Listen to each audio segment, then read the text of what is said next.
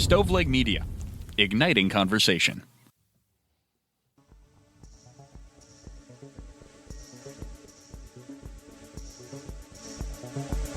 Welcome to True Crime to Go. What can I get for you?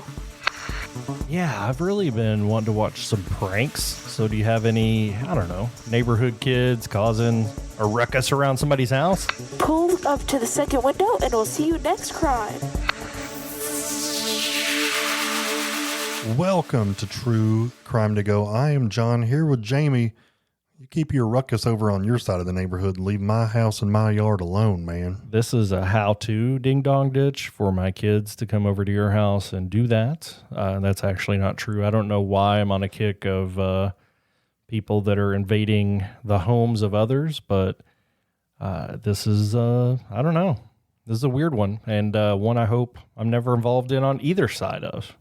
Yeah, this is another road rage incident after an incident. So let's get into it. So this happened on July 11th, 2025. So just a couple of weeks ago. Same day as our road rage incident, actually. Yeah, it must have been something in the air that day. Full moon. In a quiet neighborhood in Naples, Florida, there's a group of children. They were riding scooters and they went around ringing doorbells and running away. The classic ding dong ditch prank.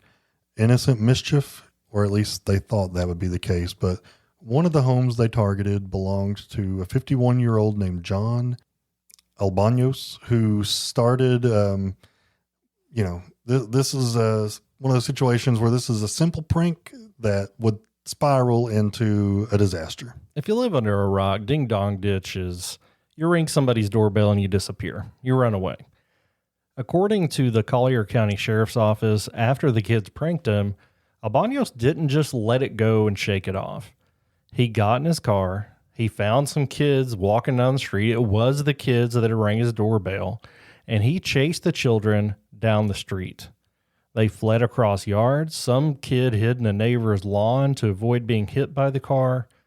A witness tried to intervene and eventually would call 911 while Albanos was still in hot pursuit. The situation escalated from prank to an alleged vehicular assault, a terrifying response by a grown adult to some kids who they may have thought it was an innocent prank, but they did violate his privacy and certainly his comfort. Yeah, I mean, look, have you ever been ding-dong ditched?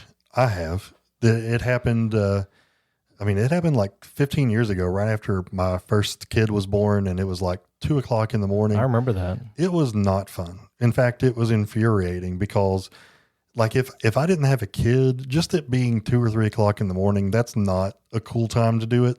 If it was at 2 or 3 o'clock in the afternoon, I'd probably find a little bit of humor in it because I know it's kids being kids, but this guy took it too far. So the next day, July 12th, deputies arrested him at his home in Naples. He was charged with 2 counts of aggravated assault with the intent to commit a felony. This is just a little, what do they call it? Just a overreaction to a situation. Pretty big overreaction. He was released on bond almost immediately and is expected to appear in court early August. There's been no comment made by him at this point, or the police have not mentioned this publicly either. And if we're not being clear, this wasn't just him chasing him down and yelling at him. He was trying to hit him with his car. One of the kids was able to duck away, and the others, thankfully, he didn't actually make contact with him, but he also almost hit somebody that tried to stop him. So he was out for revenge and in a violent way. And like you said, talk about an overreaction. You know, as a parent, I talk to my kids of when it's, well, he hit me first. Like, you don't have to hit him back. Like, revenge isn't necessary. You don't have to avenge every bad thing that happens to you. Let some stuff go. Yeah. When I had the ding dong ditch experience, I knew who it was. It was the teenagers in my neighborhood. I could actually, I got out of my bed quick enough to see them re-enter their yard, and they were out doing kid stuff late at night.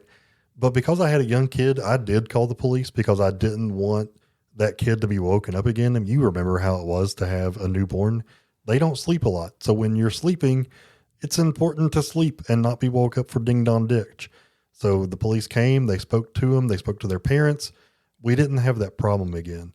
What I didn't do was go over and confront them, let alone get in my car and try to kill them. So I think maybe what I did was an overreaction when I compare it to what John Albanos did, maybe it was the right thing to do. And to be fair, I don't know if he had a kid at home. That's not something I have information about or am privy to, but whether he does or not, this is not the right reaction. So I vow for this to be my last episode of the month on people overreacting and violence as it pertains to pranks and car horns. Well, you may vow that, but now I kind of want to see if I can find another one from the same day. You may do it, and we'll tell that story as well in 10 minutes or less. Would you like crime with that?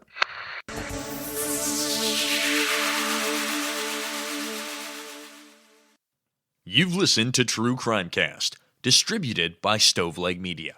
Check out stoveleg.com to find out more about your hosts and to find other podcasts to listen to. Stoveleg Media, igniting conversation.